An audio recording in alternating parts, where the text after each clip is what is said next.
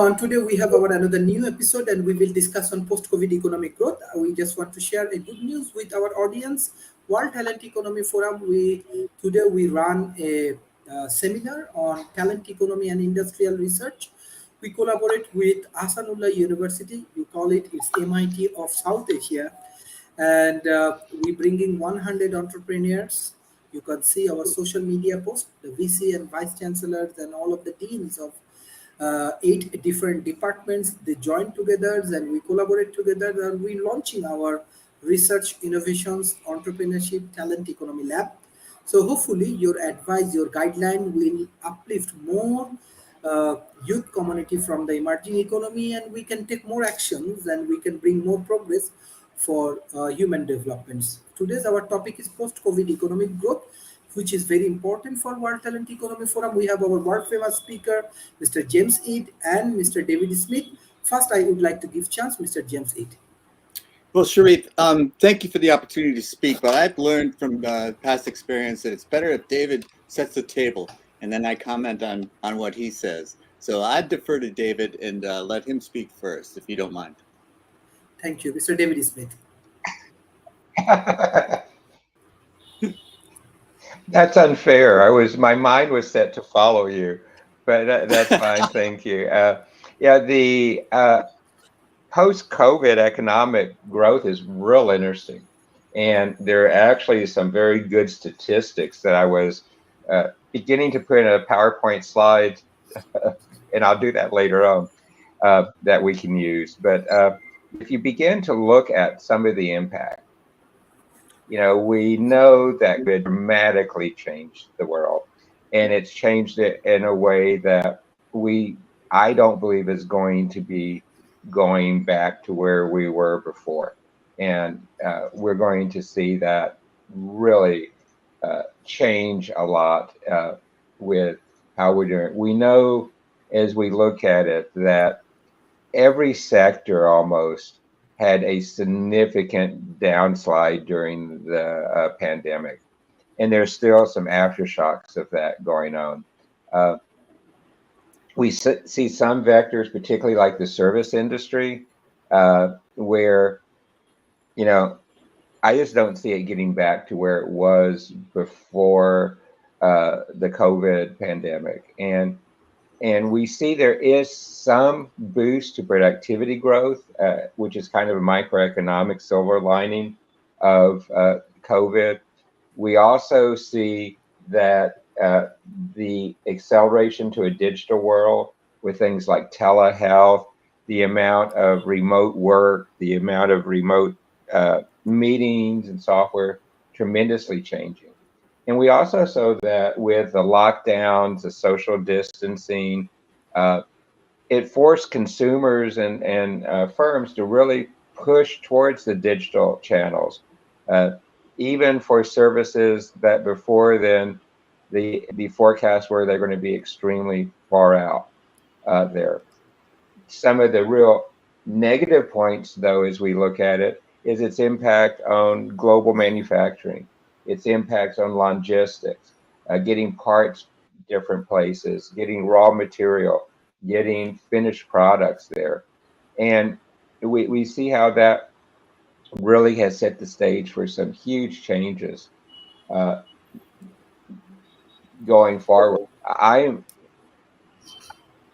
am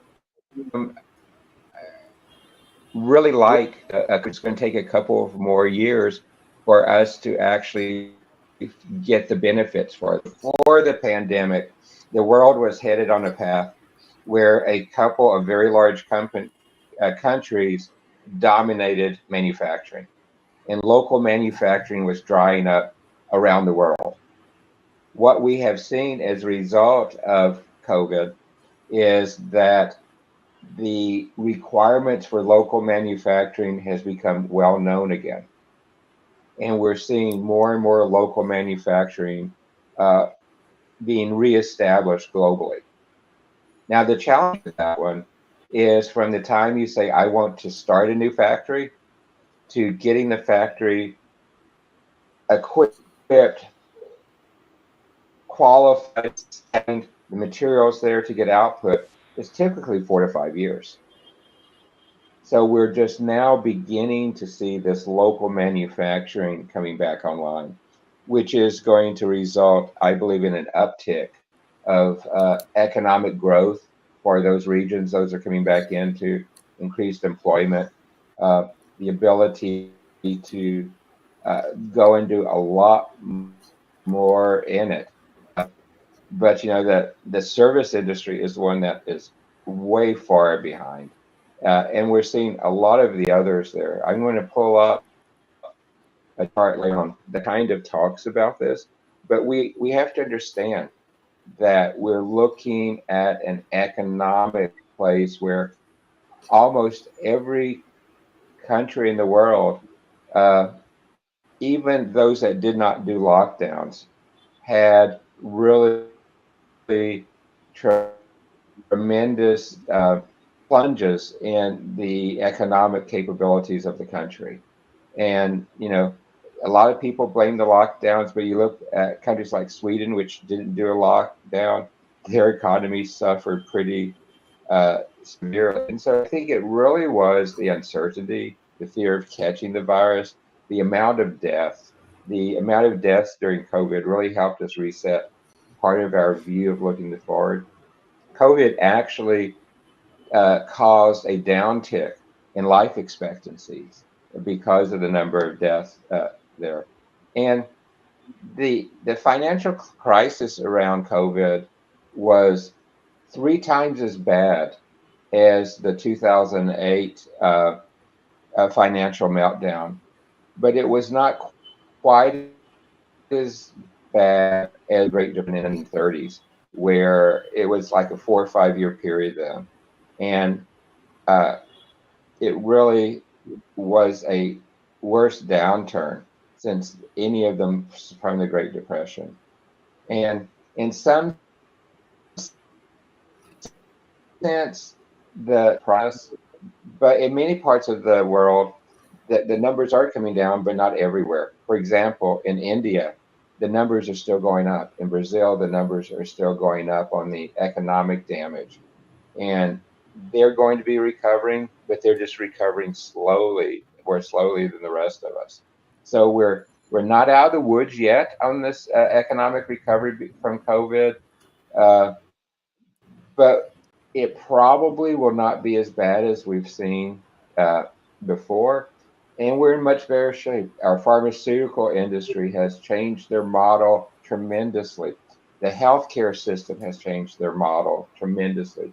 Education, boy, to see education do such a swift pivot uh, is just really good. But I think that's probably a good place for me to stop and let me throw it back to you and see. And Dr. Sharif, Rob says he's backstage.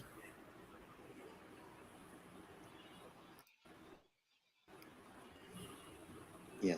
So, Sharif, I'll take over, and then Rob can follow me, if you don't mind. I'm glad that I allowed David to set the table because I did a wonderful job. I think the impact of the COVID phenomena, the COVID pandemic, can't be understated. And I think he did a great job of putting it in context of how much it affected the world, because it was a global pandemic. And although we had a global economic distribution system, we don't have a global community. And it turned out that that distribution system is quite fragile, and it broke during the pandemic. And so some of the problems we had with getting materials to the distribution system to be distributed, to end up in stores where people could buy them, all of a sudden broke down and prices went up. And we saw a tremendous amount of inflation. And now people are looking at inflation. By people, I think the Fed, and they're seeing that, gosh, the jobs are growing.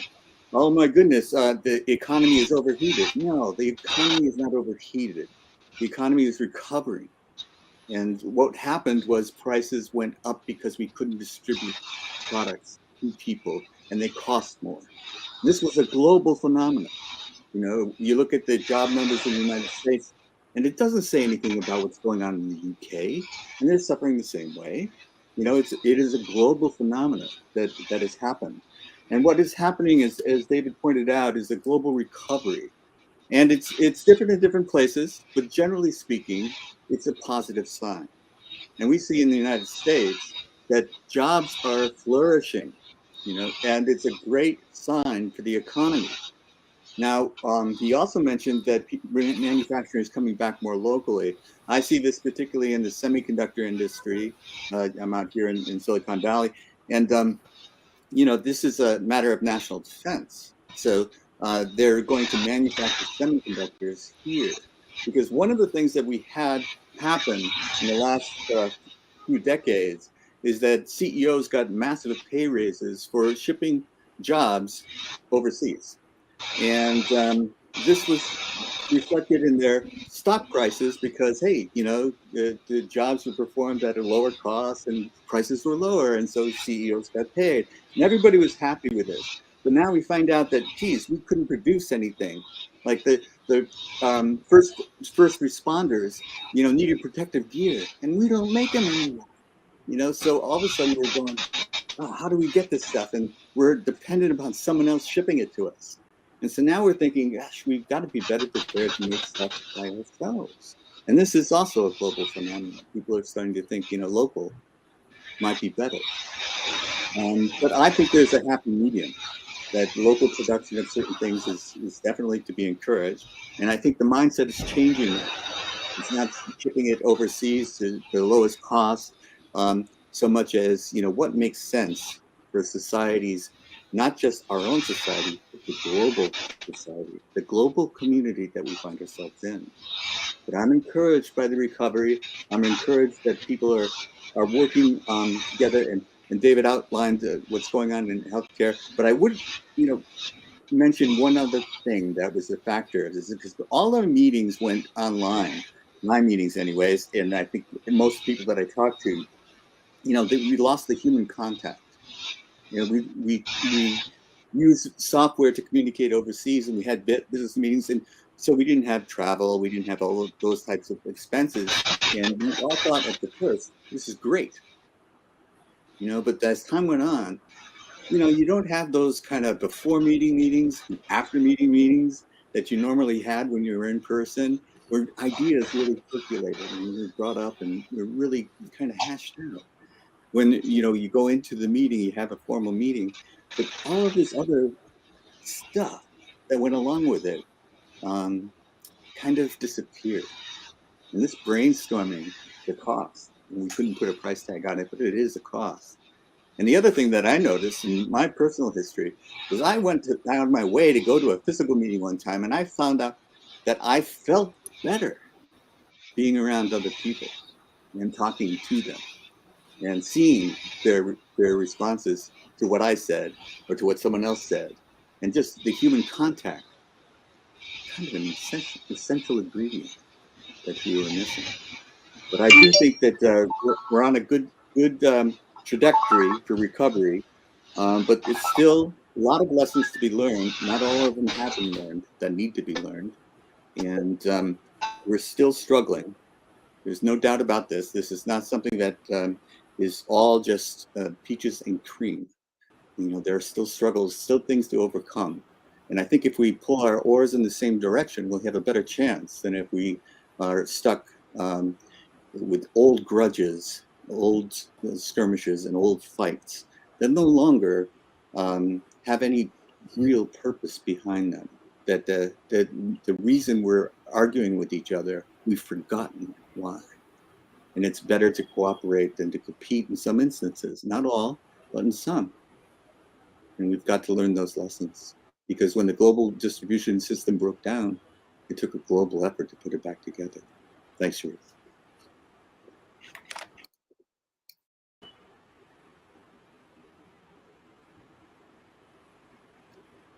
Thank you, Mr. James. Professor Rob, what do you want to share about post-COVID economic growth? Well, as the others have pointed out, a lot of the damage was done during the pandemic, though I should say some of the most damaging stuff had little to do with the pandemic. The Ukraine war wiped out the world's ASIC supply, I think a lot of us suddenly discovered that Ukraine was important to the electronics industry where we hadn't realized that in the past. And that clearly, as the war progresses, has not come back and is still resulting in product shortages, particularly in the automotive industry. They're still producing an awful lot of cars that are incomplete, that are just sitting in storage lots at the moment. And it's been particularly problematic as we try to pivot towards electric cars, which are heavily processor and ASIC focused. So building back up capacity has been problematic, even post-pandemic.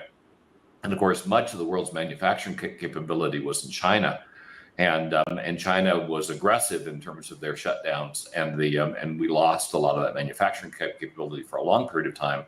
And China is now undergoing what looks like another pandemic, suggesting that somebody in that country had better figure out how to handle illnesses, or we're all kind of screwed. The underlying effort now is to try to distribute the manufacturing capability and bring it in so it's more local. One of the biggest efforts, of course, is the CHIPS Act in the United States, and Intel moving from fabrication into foundry. That's big, and it'll make a huge difference. But if you look at Intel's overall financial performance, they now lag almost everybody else in their category once they led it. And that's going to make it fairly hard for them to execute, because their ability to acquire money through equity is problematic. And of course, with interest rates as high as they are, debt financing is problematic.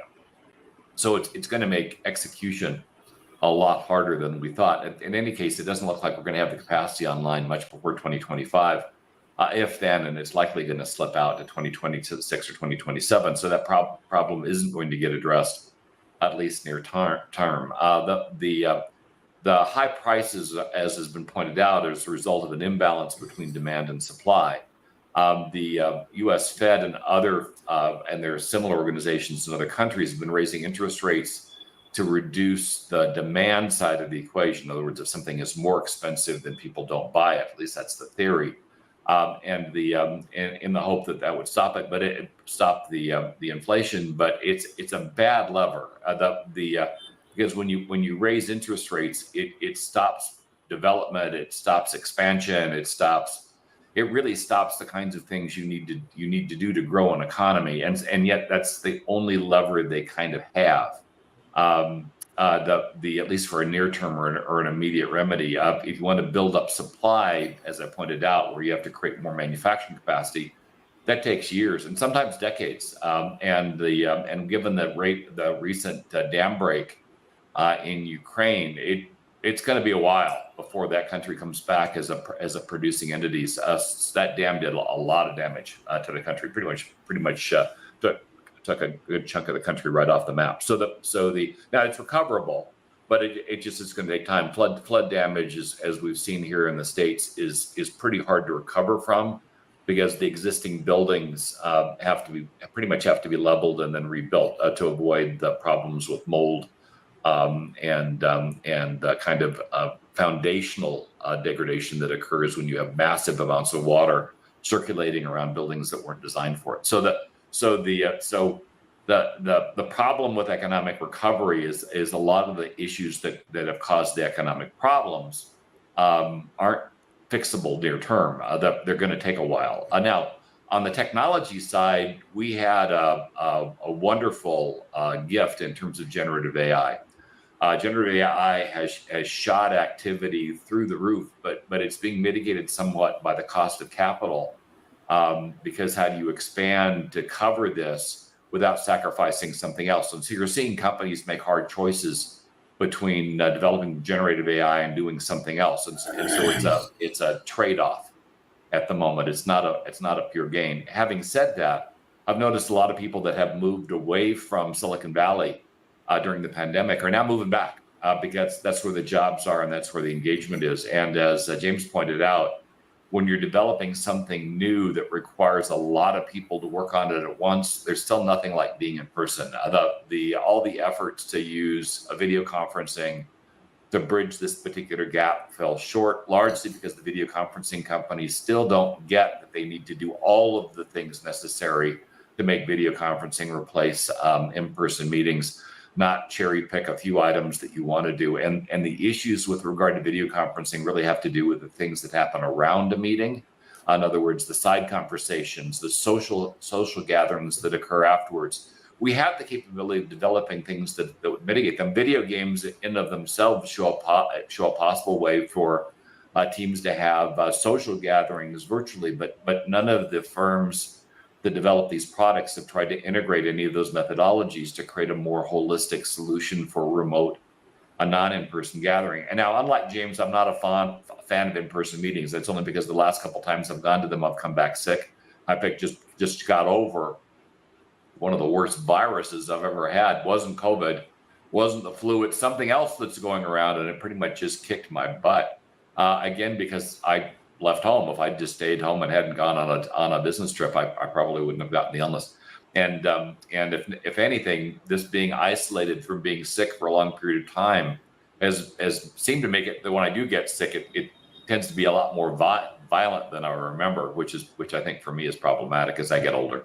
But having said that, right now the trend is clearly back to in-person, particularly in tech and particularly surrounding generative AI.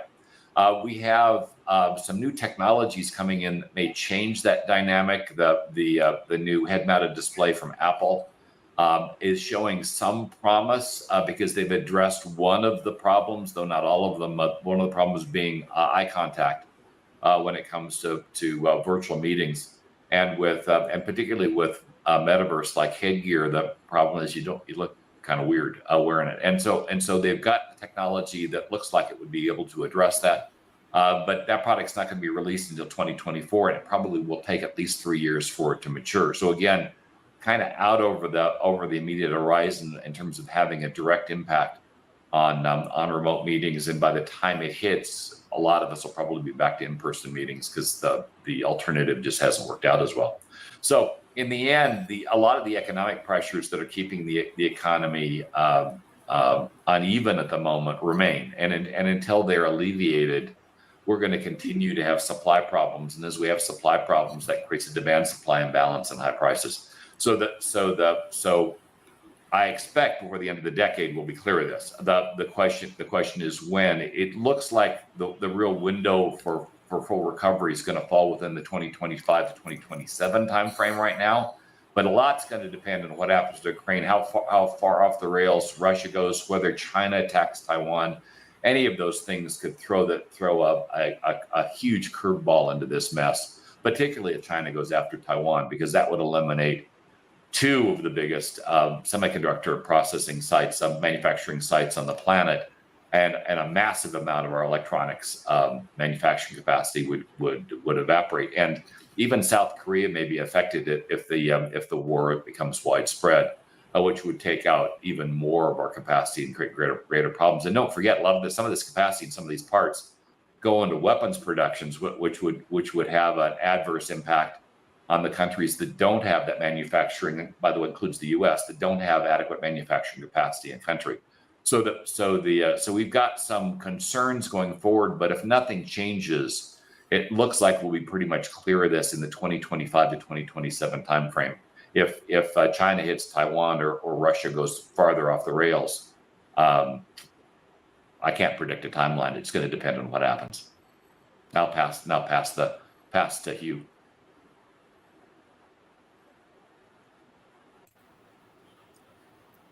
Yeah, I have one idea I like to project, in today's case, because I was caught in the last minute. In any case, I want to talk about this problem of money printing. Okay. Government try to have the gold standard and have budget constraints, and sometimes even constrain other people, other countries. And this idea of money printing, it's a very long story. So I just take this minute to show after this COVID crisis whether we should have ability to print money or not. Okay, so there's a budget constraint. What really amounts to is this: printing money means borrowing from the future. Okay, you borrow from the future, you invest in now. Okay, a country can borrow from the future to invest into high rate of return projects, eventually get a higher return. So their borrowing is like just borrowing for investment. That is okay. Also, there's today we're talking about the borrowing for crisis, which has a no monetary return, probably much larger than anything else. So this borrowing from the future is important. Okay, it should be addressed as the central question in all this crisis. Whether there's a war, whether Ukraine is just burning everything they have, and also borrowing from all the countries, and other countries are just Europe is sacrificing so much, just borrowing from the future to help fight the war. Okay, this COVID-19 is one of the crisis. Is in the past, pandemic kills about 1/3 of the population. Is in this particular case, COVID-19 is a case nature tried to shrink down population when it gets too dense. Okay, it's not just for humans, it's for animals, insects. And this time some country have done a good job to save its population. There's not the death rate is somewhat in the 2% maximum, from 0.2% to 2% maximum. Okay, it causes lots of problems. Okay, and the way to save it is by printing money. And some of the country is really Venezuela. Argentina already had the inflation problem. Then Brazil is starting to have some inflation problem. And the China economy, according to the Western media, is collapsing, partially because of the pandemic. Now we all try to save it. Okay, there's another thing about this pandemic. That is, the government doesn't seem to know the basic principle of how to balance the price. Okay, the way to balance price is to allow the supply side to borrow at low interest rate.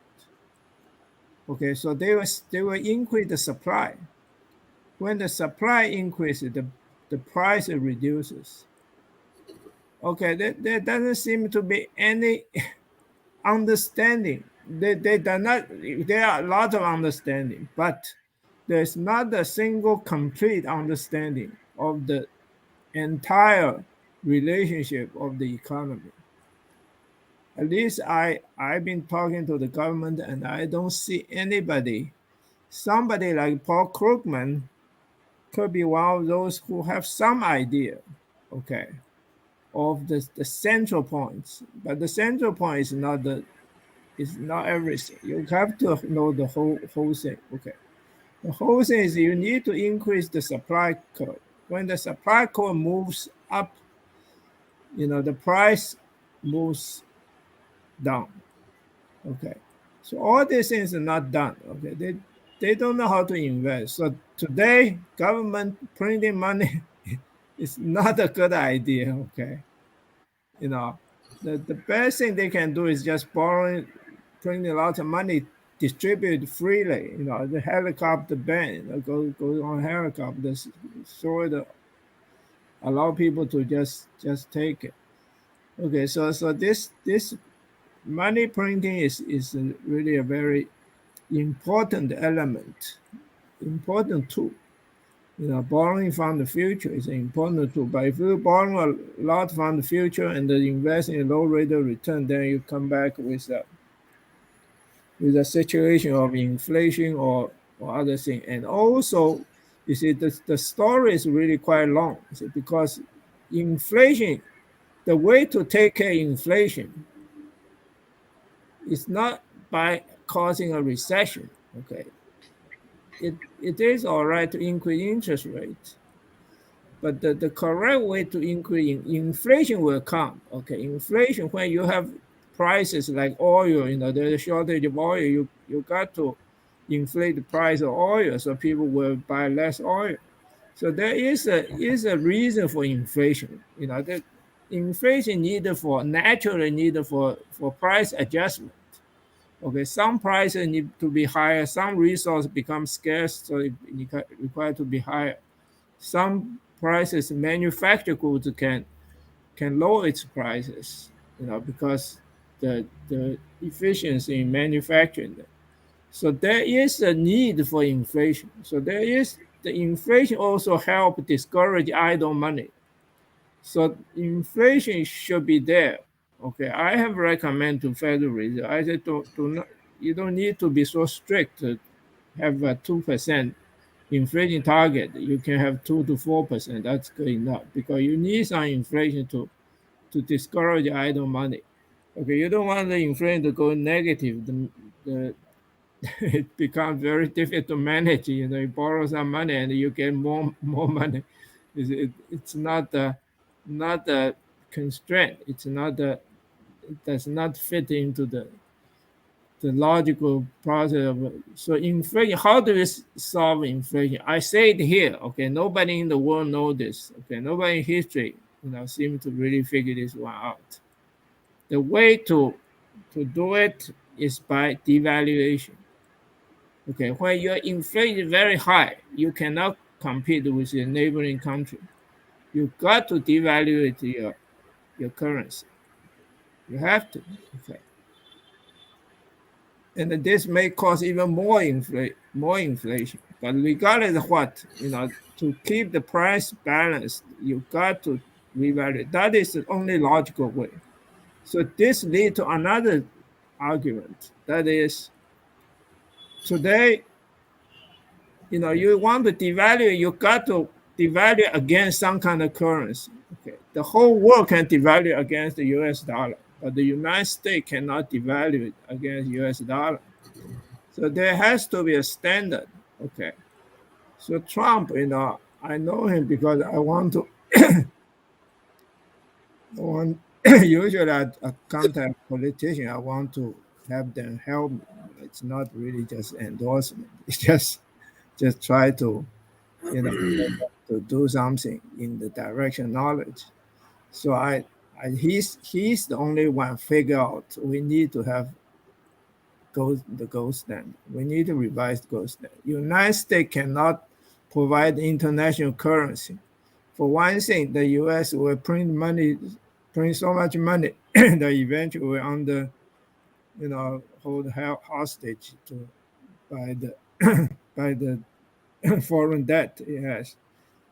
Another thing is it can no longer, the most important is a country provide international currency can no longer devalue its currency. If you check back into history, the Roman Empire and other, big empires, they fell because they run out of silver, they run out of gold. Okay, this is, people do not realize this, but this is evident in history. Okay, nations, they just run out of the ability to create currency.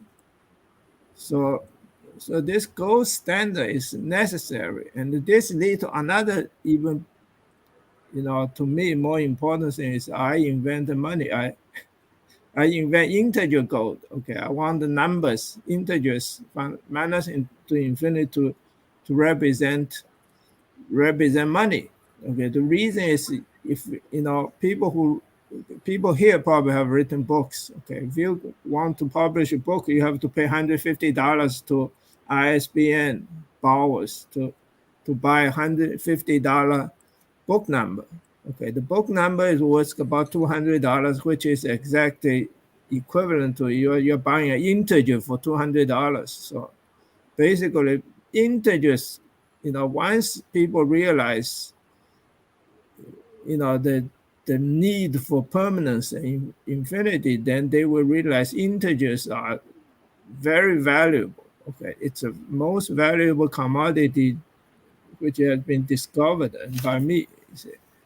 And I'm trying to tell everybody to buy a number, universal permanent number, so then they will be identified. People like Rob, Dave, James, Mark, we all could be somewhat famous in history.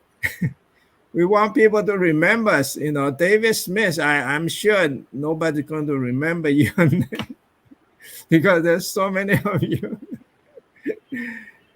So each one need to have an integer, universal permanent integer as a name. Okay, this is already true for books. Okay, so it will also the books, eventually books, it will come into conflict with the number I invented. Okay, so books need to have universal permanent number. DNA should definitely have a universal permanent number because DNA is very hard to express. It's so long. Okay, you got to give it a name.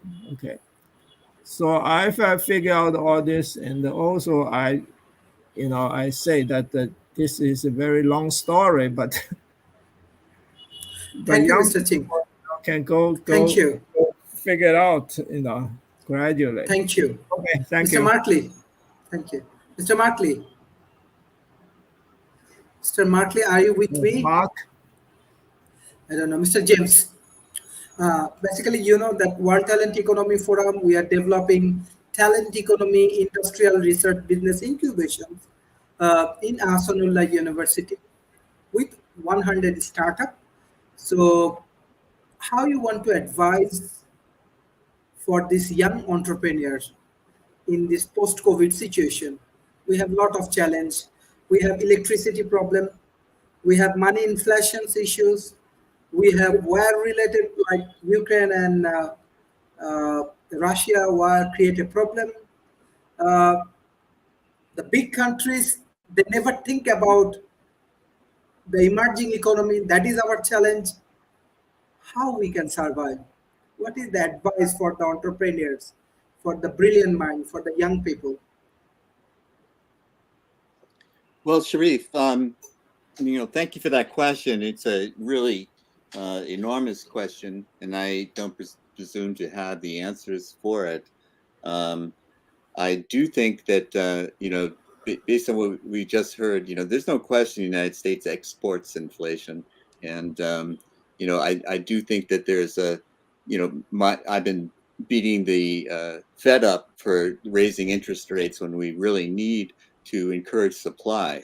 And so, we want new companies to start to form, and we want to give them the equity that they need to form these companies. And they will solve the problems. Like we were talking about resource scarcity, and Professor Chen mentioned oil. Well, we're going to have this discussion about water one day, and not that far in the future. Water becomes scarce, it becomes costly. And so who can afford to supply water? And so I would say the first thing that I would advise anybody is to get into water purity. It may be desalination, it may be something else. I'm not the one that's going to come up with the ideas. It's the young people. And it can be in countries that are not well developed and huge and have roaring economies. It can be people that need water, because water is life.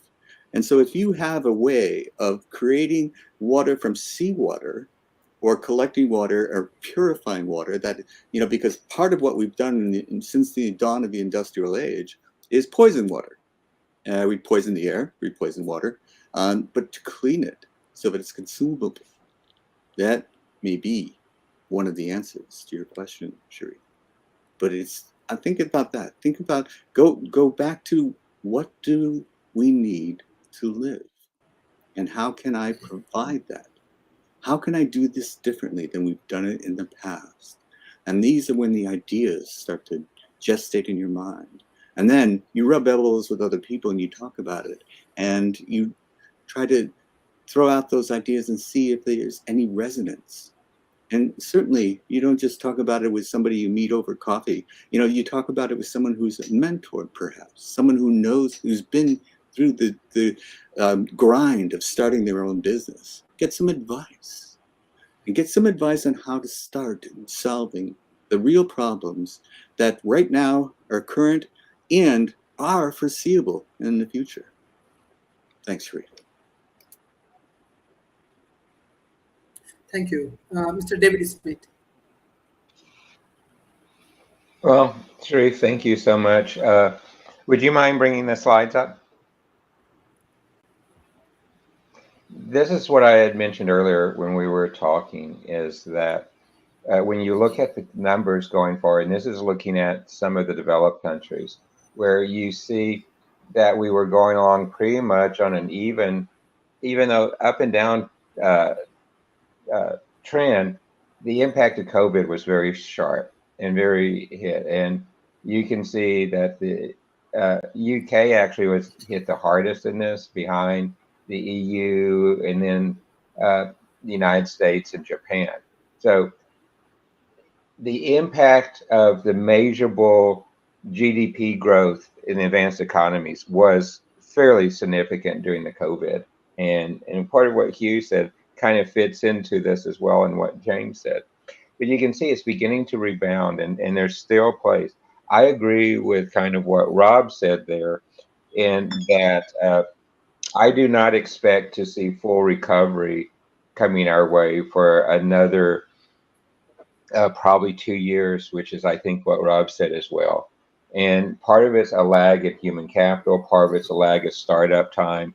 You know, it really does take 5 years to build and equip and qualify and get meaningful production out of a fab, for example, even under the Semiconductor Act and things.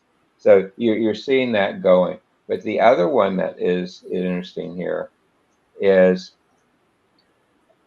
let me see if we can get there. This is the emerging market. So if you look at China, China actually had probably one of the smallest GDP impacts from COVID. But then you go ahead and look at India, Brazil, and Russia. And Russia is going to just be way far down there today. But like I said earlier, India and Brazil are the two that are very interesting in how they're recovering, and some of the delays in recovering there. So you see this type of a real GDP growth indicator there, that the results from COVID were pretty severe as you look at this and how we can go forward. And the insights, I think, really is that we need to have in place future viewing activities, foresight activities, to understand. Rob mentioned the fact that we are seeing the precursor of another possible health crisis in China that could result in a pandemic.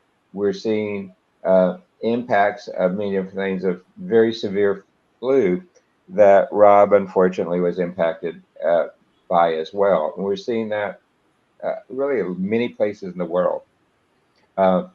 Here in Austin, it's kind of interesting. A study came out yesterday, I was reading, that in Austin, we have the highest percentage of people going back to work in the office of any place in the country, which kind of surprises me. But we're seeing the desire to move companies to move people back into offices. We're seeing less telehealth being used right now, which really surprises me as well too. And I believe there's going to be enough pushback on those trends that it's going to disrupt the workforce and the economy a little bit more.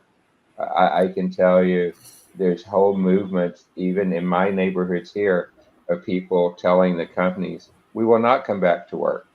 We will go find another remote job, and you're going to lose all of our knowledge. You're going to lose all of our impacts. And I think that is something that's going to last for quite a while from the COVID impacts. The other thing is it's changed education. It's changed K through 12. It's changed universities and colleges, and it's changed the training marketplace with things like what you can get in different types of pop-up training. It's changed the co-working facilities on the entrepreneur side. Many of, at least the co-working facilities that I've gone to in the past have dramatically scaled back or have gone out of business. Boot camps dramatically changed in training, and most of them have begun to transition online. And some of the things like Khan Academy and others have really flourished pretty well under the results of the post-COVID, well, COVID and post-COVID growth.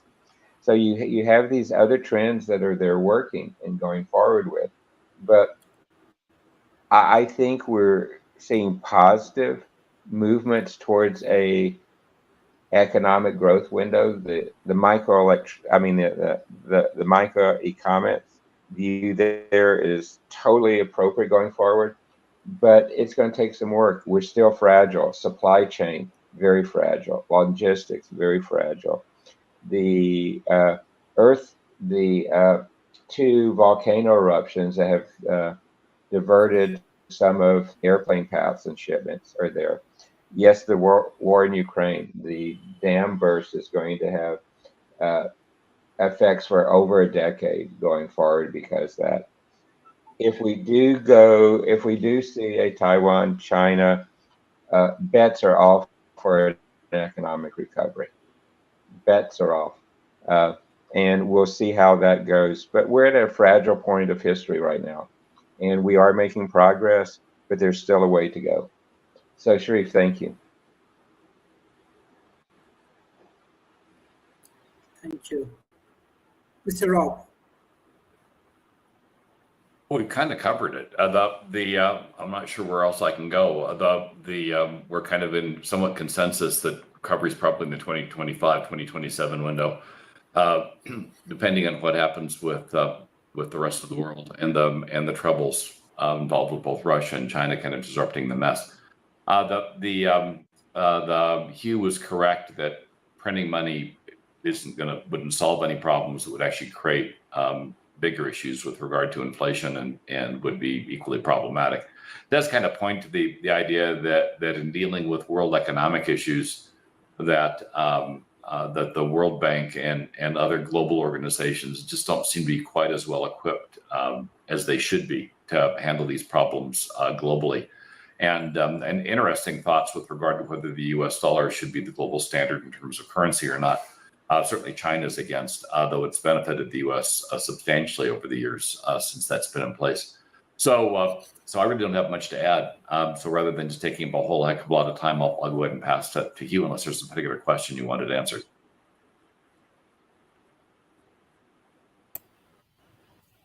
Okay, Thank well, you. Mr. Ching. well, there is the basic principle. I gave a talk at Istanbul, center of the world, on actually I announced that my discovery of non-viable laws of nature in social science. Okay, in which I make one statement. Pain and suffering are the ways nature teach us about non-viable laws of nature. Okay, so all these crises are designed to teach us something. Okay, so the Great Depression has brought us Great Depression economists, without whom I would not be able to do my economics. Okay, suddenly there's a group of people who are smarter than physicists, and they come up with this, ideas about game theory, about monetary theory, about value theory, especially, which it takes a lot of mathematics and a lot of mathematical rigor, and from whom I inherited this idea of a solution to value, and start this foundation of social science. So also the Ukraine war, the military crisis, teaches Russia and China a lesson. I guess probably not China, China still wants to fight. Okay, the Russian probably taught a lesson that they need to develop the technology. Okay, so that they will not be, they thought they can win the war in weeks, but now it's over here. So again, now back to our topic, the pandemic. Okay, this pandemic was caused by nature to sink down human population, but it was not successful. The nature was not successful, and but the human was not also successful. Okay, a country like China, who did not develop effective vaccine, actually protect its citizens better than USA. Okay, and the medical profession, the life science profession did not do anything. Okay, the best immunity is natural immunity. Okay, and the cure for this pandemic is Omicron. Okay, nature produced the crisis and nature cured it with Omicron.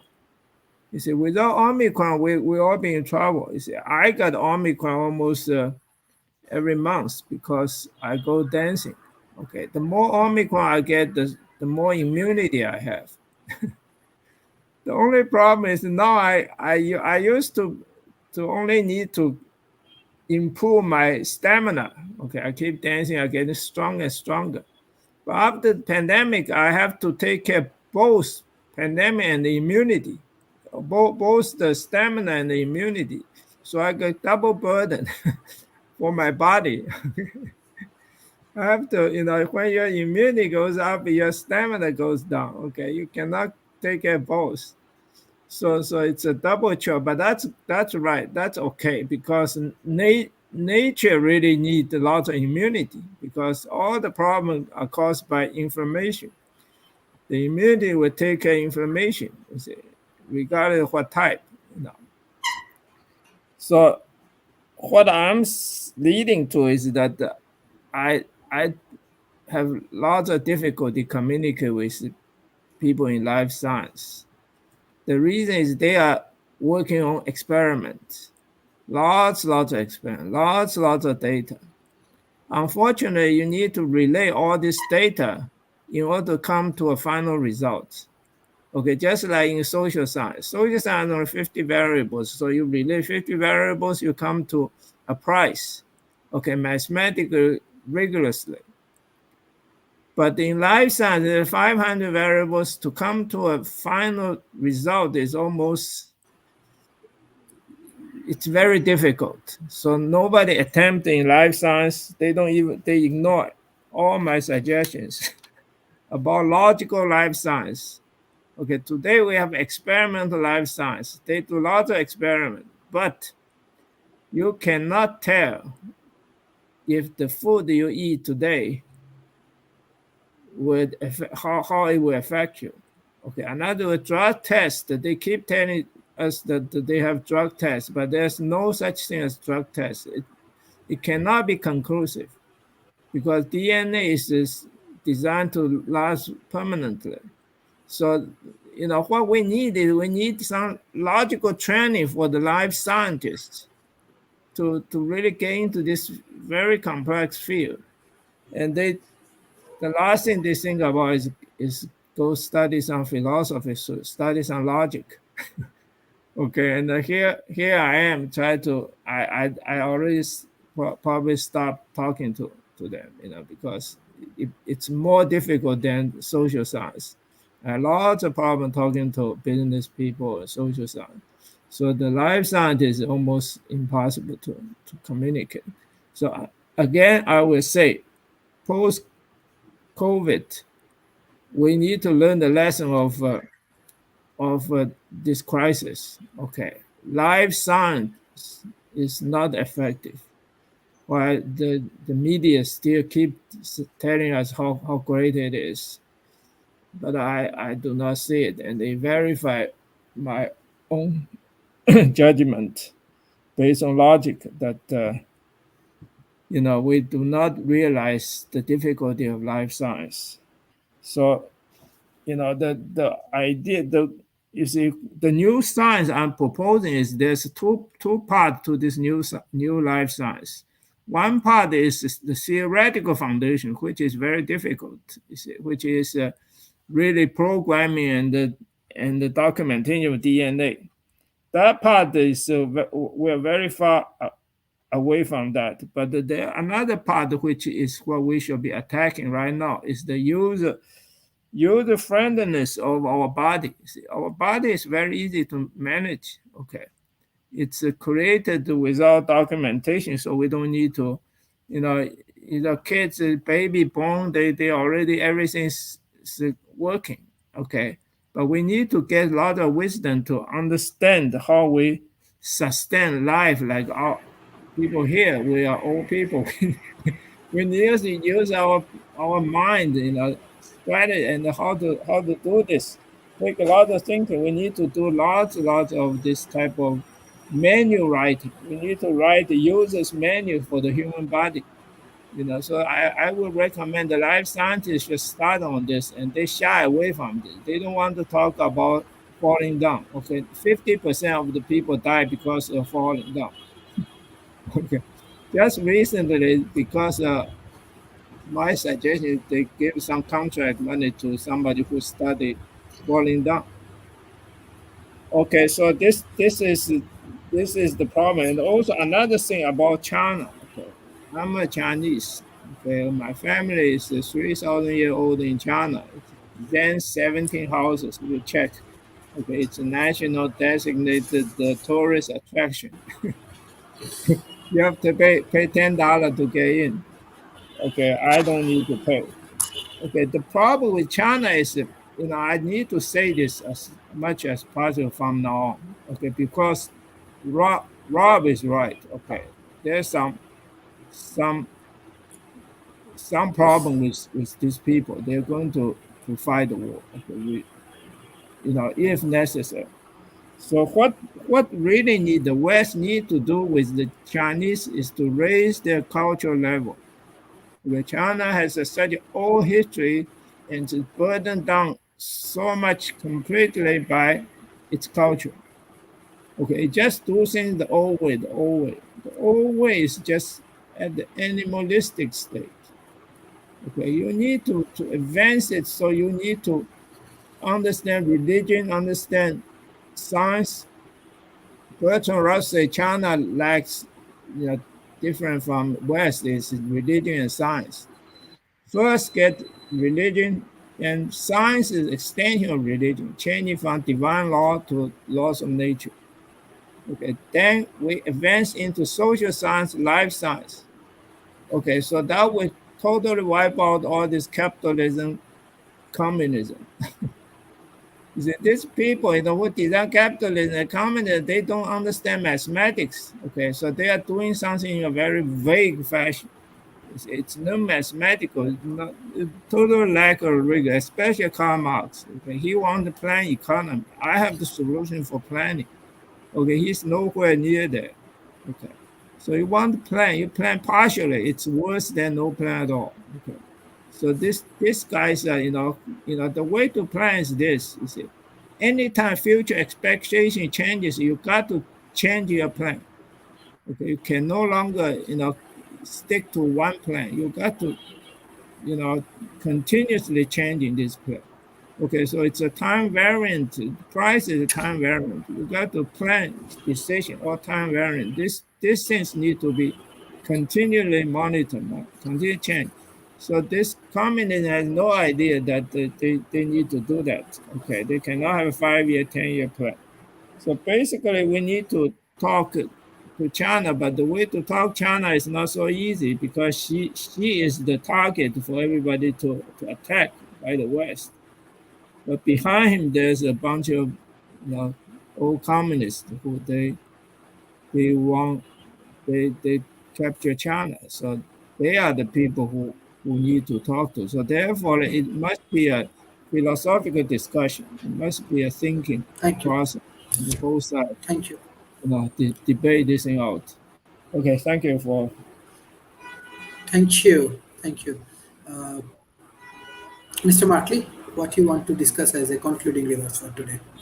Well, I've been busy here at the HI Center, but I've been listening to y'all, and I agree that we're heading into a new hybrid world and all in that space. So a lot of people will be working from both their home and their office. So it'll be interesting to see how this new model looks and how things go in that process and along those lines. So I've been listening and hearing some interesting views, including the new economic powers that are coming up and some of the new ways that things will be done. So I do hope that we'll find ways to do cooperation, because I think cooperation and collaboration is the way of the future and the way that we need to be working, whether it is the first world working with the third and the second world, or whether it is across racial lines, or whether it's across gender lines. As a matter of fact, I've got a women's conference going on where I am at currently, and all in that space, which is part of the reason that I was only listening, because I had to be here to open up the building for these leaders from throughout the United States and all in that space. So definitely it was great to hear y'all's conversation and hear some of the innovations. I know people are even trying to figure out what the buildings will look like,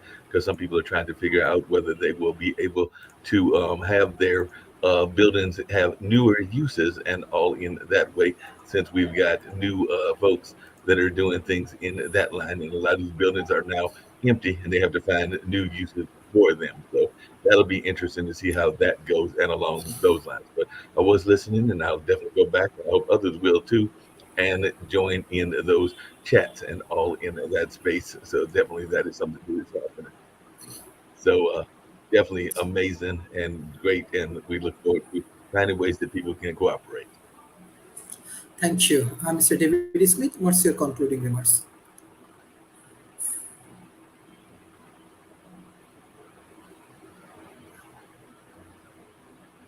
Sharif, thank Mr. David? you. Like I had said before, as you look at our recovery from the pandemic, we're making progress. We're not out of the woods yet. 2025 is probably when we'll see everything else, if the other situations in the world do not go up in flames. We're seeing other diseases happening. We're seeing the fact that supply chain, human capital, still out of balance, shipping still out of balance, the service industry struggling still. I walk in most restaurants and still tables are empty because they cannot hire people. You see it with shipping, trucking, and others. That's why the autonomous trucks and some of these others are growing more and more. Uh, the impact of reestablishing local manufacturing is a big plus. We'll really see the impacts of that, I believe, towards the end of 2024. As you see things come online, the US CHIP Act will have some impact, but again, there's a lead lag relationship on those. So I think there's positive trends here, and I see it in the developing nations and in the developed nations equally moving forward. Uh, so Sharif, I'm bullish that we're getting through this. It's still fragile. There's precursors that if they extend, it could get worse. But this is uh, we've recovered from worse in the past, but this is a global instance where some things like the 1930s Great Depression were not quite as global as where we are today, and the impacts were not as magnified as much. But the fact that the push towards digitalization and other things has proved positive, we just need to make sure that as we go forward, we keep the benefits of what we've done and not easily jump back to pre-pandemic and lose the progress that's been made. So Sharif, thank you. Thank you. Professor Rob, what's your concluding remarks for today? Sure. Fixing an economy is not a simple problem, and there are a lot of moving parts. Governments don't currently have, and clearly don't seem to have the tools that they need to address these problems timely, and the interest rate lever comes with repercussions and consequential damages that we just as soon avoid. Dropping into a recession is really not a better solution than being in an inflationary economy. Both are bad. So balancing one against the other, it's not great. It's like trading one disaster against another disaster. And so finding a way to avoid these kinds of problems and better balance demand and supply would seem to be a viable path to take, using methodologies like pushing people into other products or alternatives, helping them, encouraging them and incentivizing them to save as opposed to spend, which interest rates do have an impact on, but I think those impacts have to be highlighted. Part of it, I think what we're missing is the ability for large organizations to successfully, governments talking about, to successfully manipulate large populations and get them to do the things that they need them to do. We certainly saw during the pandemic the inability of the government, the various governments, to convince people to wear masks or get vaccinated became problematic. And so being able to restore the trust between citizens and government, and then for governments to be able to properly use that trust to the benefit of their constituents would seem to be the ideal way to fix this problem and a number like it definitively, until we come around to that idea that better managing populations are the way to deal with problems that are global or at least countrywide in nature. We're going to continue to struggle with problems like this and have mixed results in terms of our ability to deal with them. This problem exists because of imperfect tools. The right path is to fix the tools so that the problem can be better mitigated in the future. Thank you, Professor David Smith. Thank you, Professor Rob, and thank you, Professor Ching, for joining today's sessions. And I want to give a special thanks to all of our speakers. I just want to share a few good news. You know that today, World Talent Economy Forum, we are collaborating with Ahsanullah University. It's one of the largest engineering university in Bangladesh. And we collaborate with 100 startups in Bangladesh, and they have around 20 professors, those who also working on this project. So I want to give thanks to all of our speakers, those who continuously support until today for this World Talent Economy Forum, because your support is very important. We win some award. This is Prime Minister Office BIDA. We win this BIDA award, Bangladesh Investment Development Authority. I want to dedicate all of our awards and achievements to our speakers, because regularly they support World Talent Economy Forum. How you share your experience, it's priceless. How you motivate our people, it's priceless.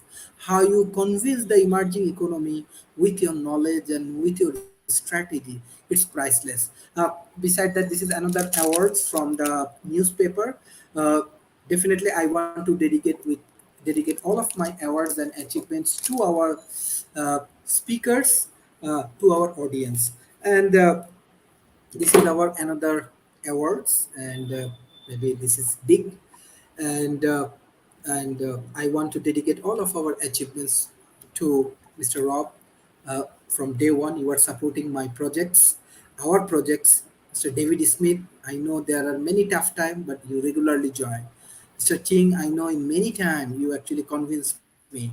So we have many good people. I always share with my young people. We have many good people. Until today, we developed 920 episodes. These 920 episodes become the story, become the listening plan, become the university guideline, become the policymakers guideline, become the Prime Minister Office strategy for emerging economy. That is the achievement. I can ensure each and every speakers, your every second is valuable for our people. Not only one people, two people, 1,000 people. It's millions of people, they're supporting our projects. Millions of people, they engage with us, the politicians, corporations, universities, NGOs, everybody supporting our projects. That is your achievement. That is our team achievements. I'm definitely emotional because how we are growing. This is not overnight. Now I have a everybody contact. try to I have a learn from. contact with Elon Musk. Those Okay, we don't those need Elon guys. Musk. We United States and these billionaires, they're going to be much more in charge if I'm not okay. So I guess we need to focus on United States. Three of us are here. Definitely, USA Okay, is and our also focus very on good these friends. people who call the shots. Okay. So basically you need to look Yeah, into. definitely. Yes, we have people from around the world and all of the speakers, those who regularly join in World Talent Economy Forum. I want to give everyone special thanks. And hopefully, with your contributions, we can really develop a new world with our hard work, with our knowledge, with all of your expertise. Thank you. I want to give thanks from core of my heart for your continuous supports. I know this is voluntary support from everyone. So definitely your support is priceless for my country's people. Thank you. Bye bye and take care.